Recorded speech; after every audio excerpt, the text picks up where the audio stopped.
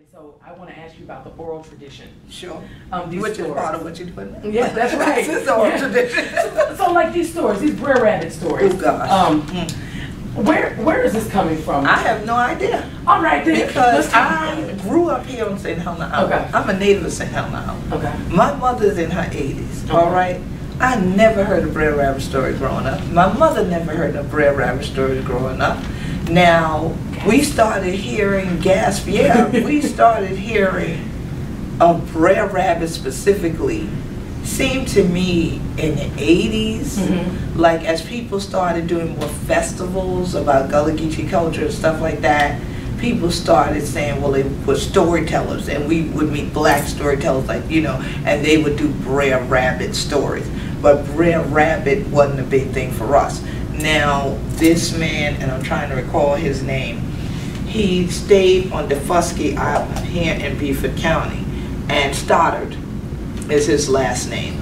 And he documented stories from when he stayed there, which was probably in the earlier 1950s and earlier. Stories that older people then and people on Defusky were telling that was still Brer Rabbit, which we know was the American version of Anansi. That's right, that's right. Okay, and we can go back to Aesop being an African man. So the carrying on of those stories just came from the motherland. Right. But normally in our community here on St. Helena, we didn't convert people into animals.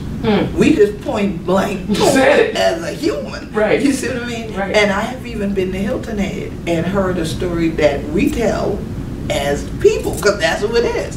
Told about some elephants. And I'm sitting there like, you know, elephants and stuff getting married. You know, just tell it. You know, so just tell it. Let's tell it. So Good. The whole Brer Rabbit thing again. When I went, I had to research Brer Rabbit. Right. And then I said, oh, this is cute. These little stories, it's like Aesop fables. Okay, I get it.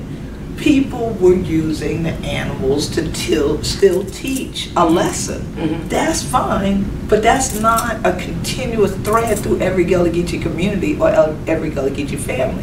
The stories that I present to people that have lessons in them, that are really proverbial stories, those came from my elders and my ancestors. I have family members 100 years old. Right. They never told me a Brer Rabbit story. Wow. I think if I was going to be told any, they would have told them to me. Wow. They never told me that. They would just tell me certain stories, and they would literally be stuff that happened, and they loved that I could then convey that story again. Like when they heard it back, they couldn't believe what I did with it to make it come to life, you know, and that I think is a living part of our community. Is this Brer Rabbit thing, I'm sure existed here, but it was more turned to this century while people were still coming out of enslavement and still reinterpreting Anansi.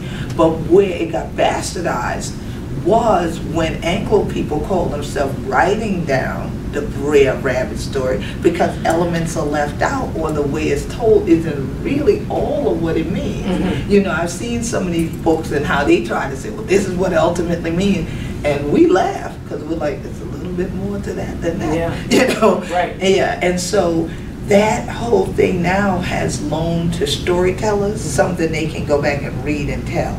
Like the book The People Could Fly.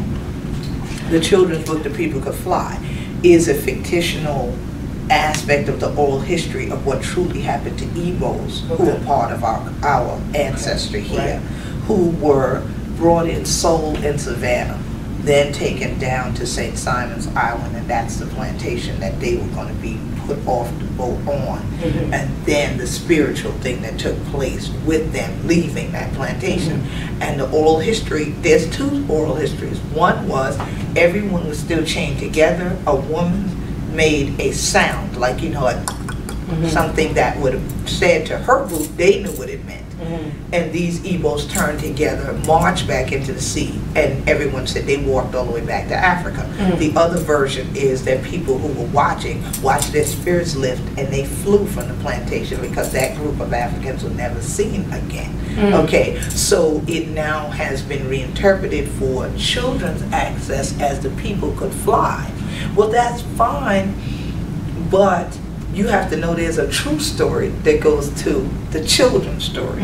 And Brer Rabbit is the same kind of thing. You have to know that it's conveying something maybe in a funny way, but there's a true story and there's a true lesson behind it.